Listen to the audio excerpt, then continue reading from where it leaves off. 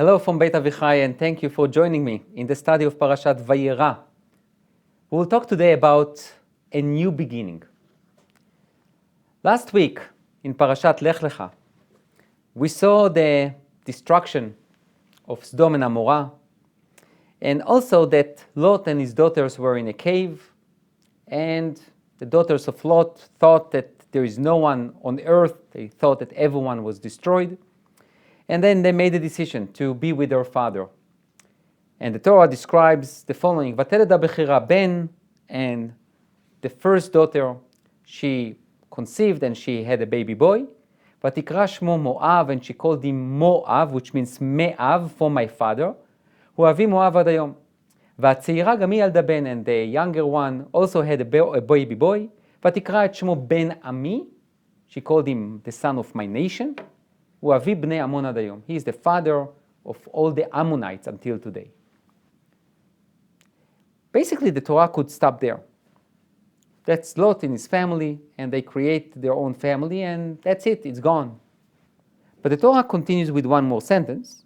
Vayisa misham Avram arza hanegev, vayeshev ben Kadesh uben Shur, vayagor bigrar.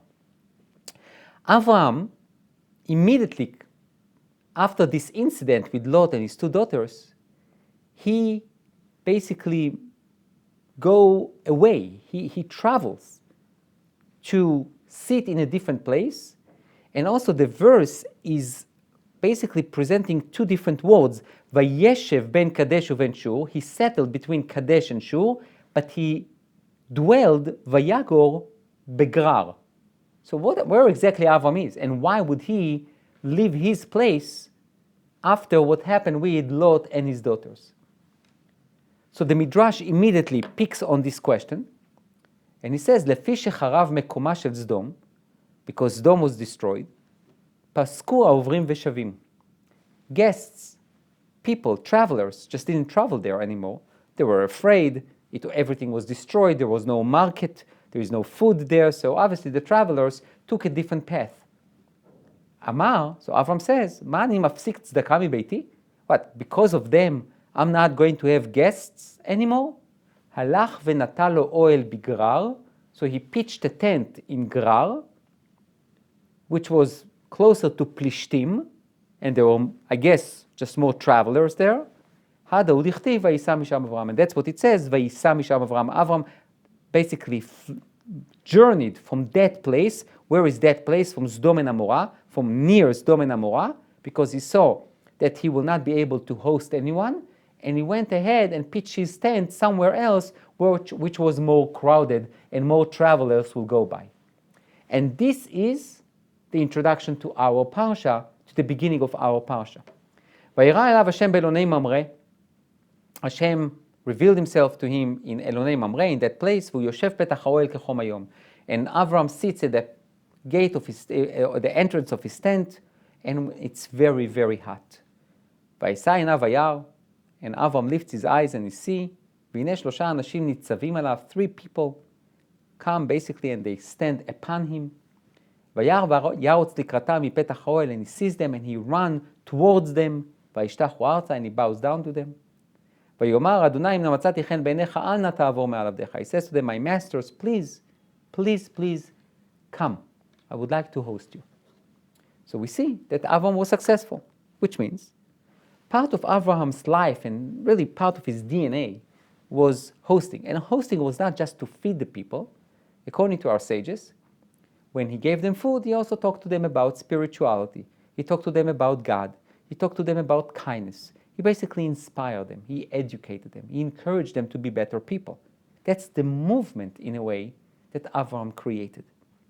So for Avraham not to have guests, it was terrible. So therefore, he left his comfortable place, pitched his tent somewhere else, and this, by the way, it's after the Brit Milah, after the circumcision. He sits at the entrance of his tent, even though he can definitely use some rest, and he sits in the entrance of the tent. It's hot. He sees guests. He runs towards them and he begs them, please come to my tent. But don't forget, the first verse, before all of that, is that Hashem came to talk to Abraham. That's what we saw. Vayera elav Hashem be'elonei mamre.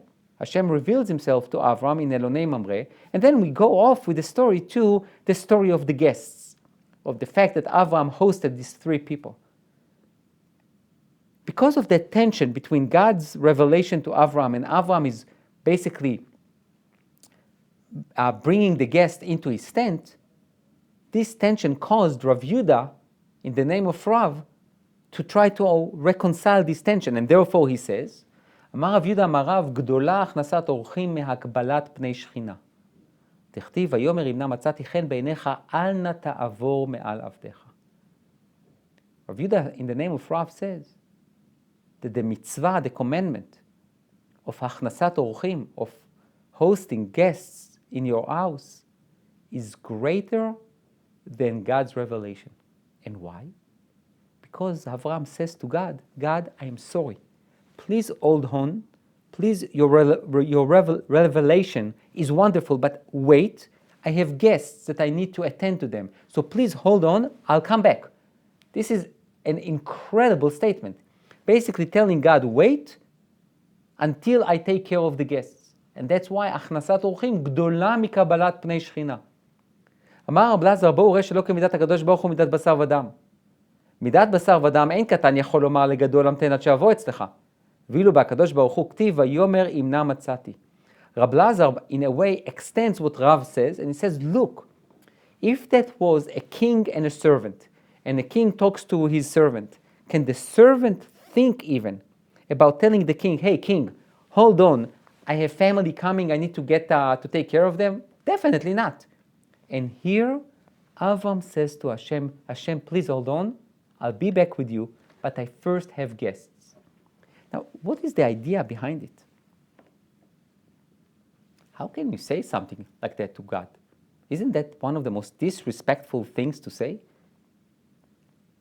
So let's see what the Babylonian Talmud has to say about it. Amar Rabbi Chama beRabbi Chanina. So Rabbi Chama suggested the following. Mai dechtiv, achre Hashem Elokechem telechu. The Torah says in the verse that you should follow God. וכי אפשר לו לאדם להלך אחר שכינה? והלא כבר נאמר, כי אש אוכלהו. השם אלוקיך אש אוכלהו. How can you follow God? God is a fiery entity. If you will follow fire, you will get burnt. So how can you follow God? אלא, but rather, what does it mean you should follow God?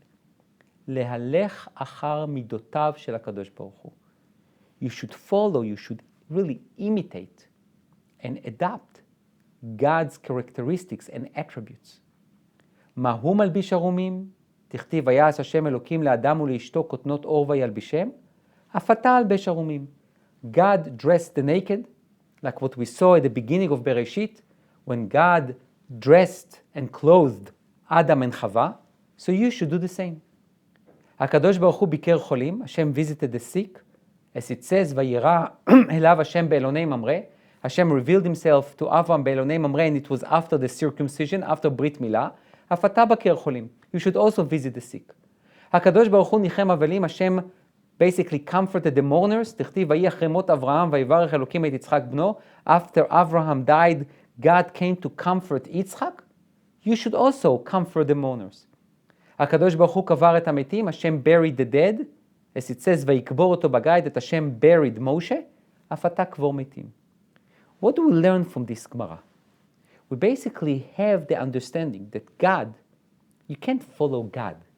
God is a fiery entity, is a spiritual entity. It's overwhelming. We cannot follow God. We will get burned. The idea is to follow his attribute. And all the attributes that we mentioned are all under the category of what? Compassion and mercy. Therefore, Avram says to Hashem, look Hashem, you came here to talk to me. I really appreciate it. However, there are three people here. They are guests. They are travelers. They probably didn't eat, they didn't drink. They need to shower. That's exactly what you want me to do. We can always talk. But now we can seize the opportunity to do chesed. This is the true meaning, to follow you, God. So there is zero disrespect, exactly the opposite. By telling God, God, I really would like to talk to you, but you are the one to tell me, because I know what does it mean to follow you. That we need to take care of people who are in need, because they have the image of God, and because you are God, you are a compassionate God, I am going to do the same.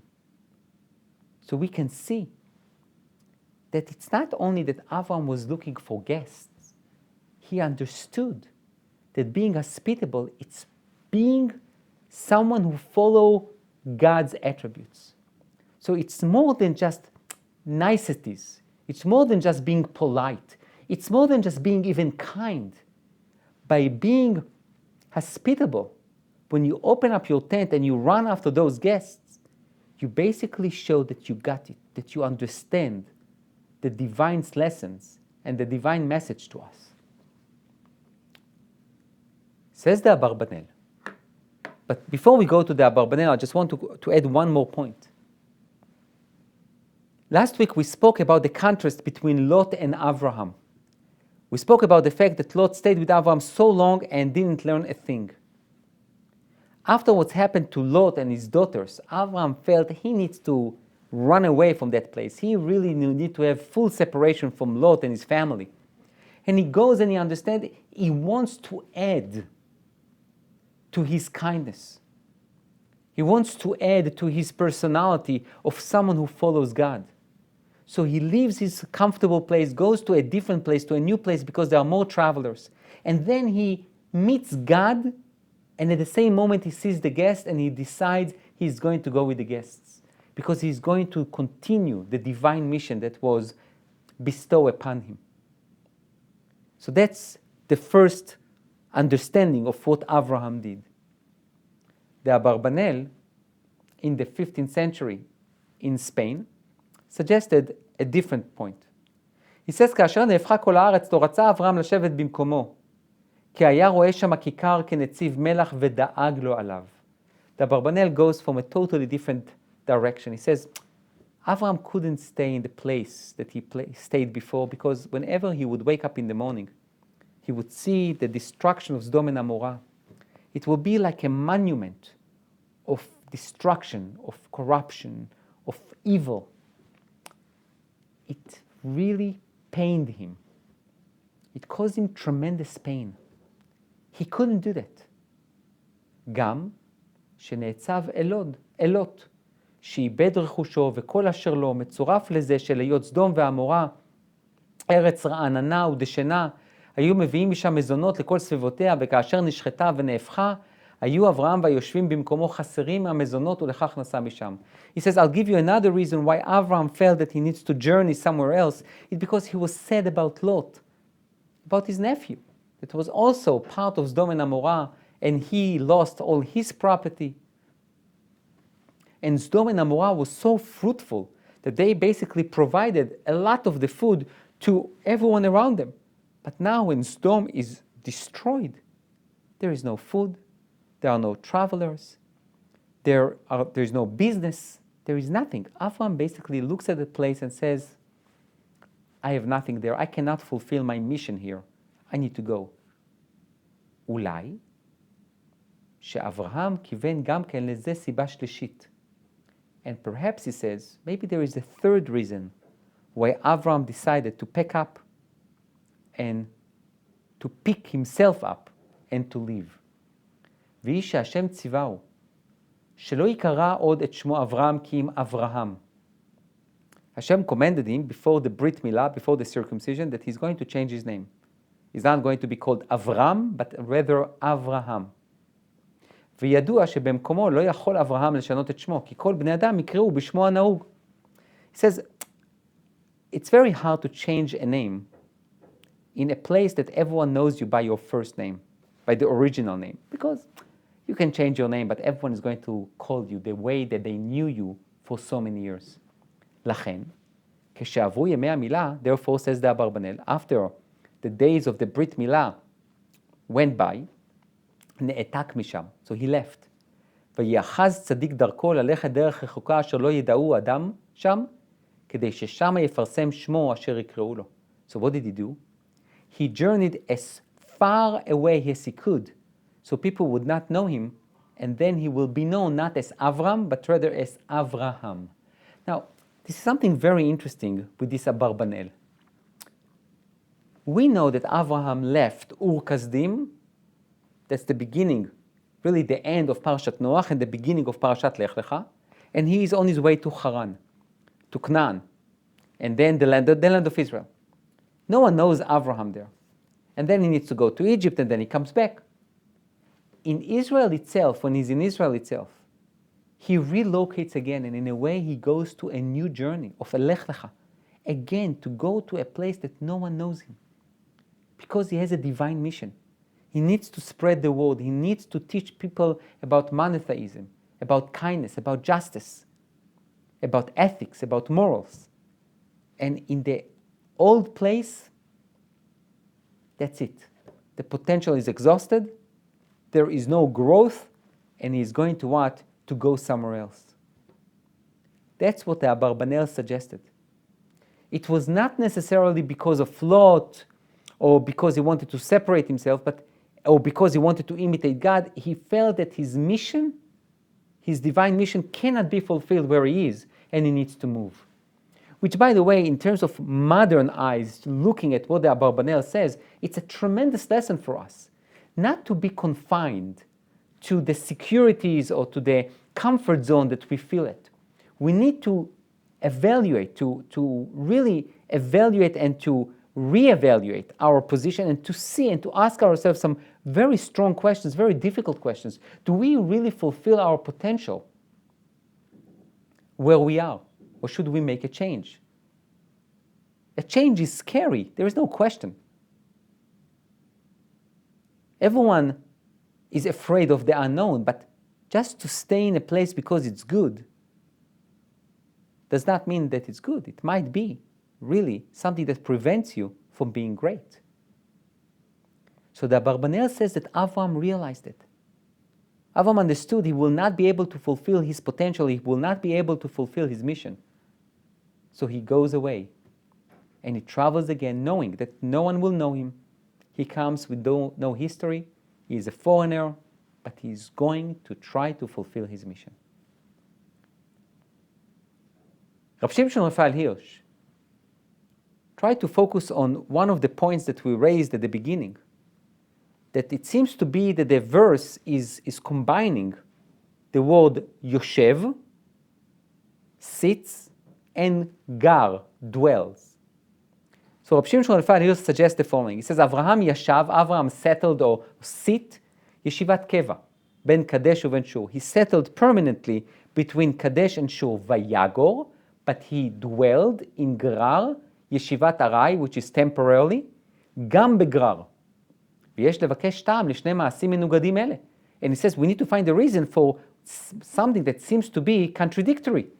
You settle and you sit permanently in one place, and then you go temporarily to a different place. What does that mean?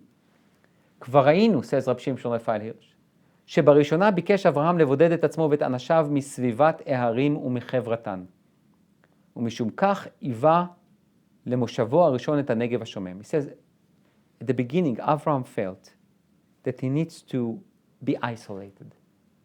He can't be with other people because he needs to create his own movement away from external influences.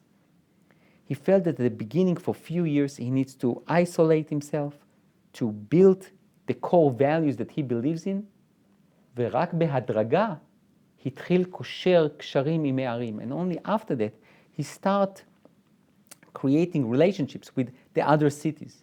ולאחרונה הוא ישב בין בעלי בריתו, הנר, אשכול וממרא, המתייחסים אליו בכבוד ובידידות. And only at the end, he really settled with his friends, הנר, אשכול and ממרא. עתה, now, עם ערוב ימיו, but now, towards the end of Avram's life, אנו רואים אותו חוזר אל הנגב. We see that he goes back to the desert. אברהם קובע את מושבו בין קדש ובין שור בסביבה מבודדת, בארץ לא נושבת, בקרבת מדבר שור הידוע כשיממון גמור. Avraham basically settled in a desert, in a total desolated place, again isolating himself. אך מצד שני, but on the other hand, הוא מבקש קשר גם עם חיי הערים. But he also tried to keep in touch with other civilizations and other people from other cities. וגר, he dwells, לפרקים בגרר, היא בירת מלכי פלשת. He has another house, he has another home where? In Plishtim, in Pleshet. And he goes there from time to time. So Avram in a way is trying to intertwine isolation versus integration. אם לא טעינו בכל, הרי אנו מעיזים לומר, so if he says, רב שמשון רפאל הירש, if my theory is correct, הרי אנו מעיזים לומר, we are daring to say, שהציפייה הקרובה להולדת הבן היא שהביאה את אברהם ושרה לכלל ההחלטה לשנות את מקום מושבם. The anticipation to have a child, to have a son, basically encouraged Avram and Sarah to relocate and to sit where? In more of an isolated place. יצחק חייב להתחנך בבדידות, בריחוק מקום מכל השפעה מזיקה. Yitzchak needs to be educated in a more of an isolated place in order to be able to carry Avram and Sarah's legacy. Bram, however, הבידוד המוחלט המונע מן החניך כל מגע עם חיים אחרים, עם מחשבות ושאיפות אחרות, אף הוא אינו אלא שגיאה חינוכית מסוכנת. Rabbi Shimshon Raphael Hirsch has a tremendous insight into education. However, he says, it's one thing to think that, Yitzchak needs to be isolated in order to be fully educated and not to be influenced by external influences. However, says Rabbi Shimshon Raphael Hirsch, if you think that isolating the student and basically building a wall around him so he will not be influenced by others, he says this is also a terrible educational mistake. צעיר שמעודו לא ראה חיים, a young man who never saw life, the vibrancy of life, the temptations of life, השונים מחיי הוריו, and also to see life that is different than what he sees in his house. מימיו לא למד לכבד את מוסר אביו, בהשוואה עם ערכים זרים ומנוגדים. He never put into test the values that he saw in his parents' house, because he was just in a bubble. צעיר כזה ודאי ייפול קורבן עם פגישתו הראשונה לכל השפעה קלה. This young man will fail immediately when he will go out there to the world. כדרך שהמתיירא מהאוויר ומסתגר בחדר מובטח לו, שילקה בנזלת עם יציאתו הראשונה לאוויר החופש. He says like a person who is always afraid to get a cold and he doesn't leave the house. The minute he's going to leave the house, he's going to get the cold. He's going to get the flu. Which means we are talking now about education, says Rabbi Shimshon Raphael Hirsch. And I understand Avram and Sarah felt that they need to go back and to isolate themselves in a way in order to raise their child, but at the same time, there is a tremendous danger educationally. If you basically educate your child isolated from the world with all the difficulties of the modern world, don't think that you basically saved your children or you protected them. Exactly the opposite. In a way, you created for them an impossible way to deal with life. So Rabbi Shimshon Raphael Hirsch continues, בן אברהם העתיד לשאת מורשת אברהם חייב. He says, a child of Abraham who is going to carry on his legacy must, מזמן לזמן, from time to time, להיכנס לעולם הזר לרוח אברהם. From time to time he needs to go in and out to a world that might be, in contrast, totally the opposite from Abraham's world and morals. יעריך שם את השונה והמנוגד, ויחסן את עצמו להחזיק בהליכות אברהם בתוך עולם המנוגד להם. Only when Yitzchak would leave the house, he would be able to value the values that he was taught. Because sometimes you can appreciate what you are being taught, but you can appreciate it more when you compare it to others. And the only way to know if that value was instilled and imbued in you is that when you put it into practicality. It's when you test it in real life. You can talk about not cheating and not stealing from now until tomorrow. But until you go to a store and you have the temptation to steal, everything you learn is just in theory. When you talk about chesed and helping and doing something for others, and you are in your own bubble and you don't do a thing, all those values are just in theory. You need to put them into practice in the outside world when they are needed. לשם כך, בוחר אברהם בבירת מלך פלשת. Therefore, Abraham, who understands something about education, he understands that he is going to relocate with Sarah, with the anticipation for that son, and they're going to be Ben Kadesh or Ben Shur. They're going to be a little bit isolated. But they're going to have another apartment in Plishtim in order to expose their son to the other world, to the other values, to other societies. ולכן לא חל על פלשת גזירת הכלייה שנגזרה על האמורי לאחר ששולם עוונו. ארץ פלישתים לא פשטה השחיתות באותה מידה. The land of Plishtim was not that corrupt that was in Canaan and in Sodom and Amorah. So Avram decided he's going to have another place there. So they can go there and expose Yitzchak to another way of living in order to strengthen Yitzchak in his own values. So now, let's think a little bit about everything we saw today. We opened up this class with the idea that Lot did whatever he did with his daughters in the cave and Abraham left. And we tried to understand why would Abraham leave. So we suggested that, Abraham felt that he needs to leave because there were no travelers, so he couldn't host people. And we built it up saying that it's not only just about being kind and nice and hospitable, but being hospitable is really following God's attributes. And that's also why Avram was able to say to Hashem, thank you so much for the revelation and thank you so much for coming to visit me, but I need to do something practical. I need to put kindness into practice. And then we saw that Abarbanel was talking about the idea of personal pain. Avram just couldn't continue on to be in the same place, seeing the same destruction and being sad about Lot and what's happened there in Sodom and Amorah.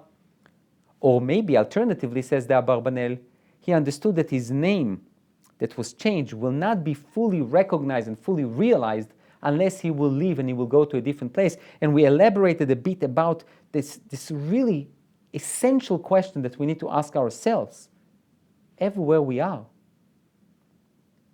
Do we maximize our potential in whatever we do, in the place we live, in the work that we do? Or we just like to value comfort rather than maximizing our potential? And the last thing that Rabbi Shimshon Raphael Hirsch is basically saying, he's talking about this tremendous insight in education.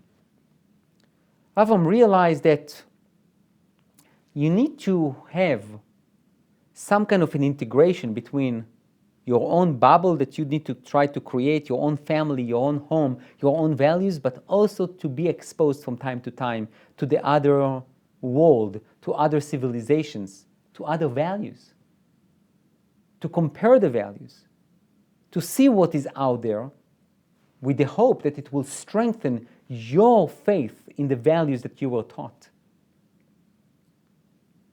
Rabbi Shimshon Raphael Hirsch was in the 19th century in Germany, and we can hear what's going on in Germany. You have so many different movements among the Jewish people. You have people who basically says you need to segregate the Jews from the Jewish people. Basically, we Jews need to be segregated. We need to build a ghetto. We need just to focus on Torah, and that's it. And then you have other people who says, what are you talking about Torah? We need to integrate into the German society. We need to be part of that society. And Rabbi Shimshon Raphael Hirsch is trying to say we need both. We need to be immersed in Torah and in divine values. But we also need to what? To open the door for external influences and to see what's good there and even to adapt it. or to try to influence it. If you really want to know if your education works,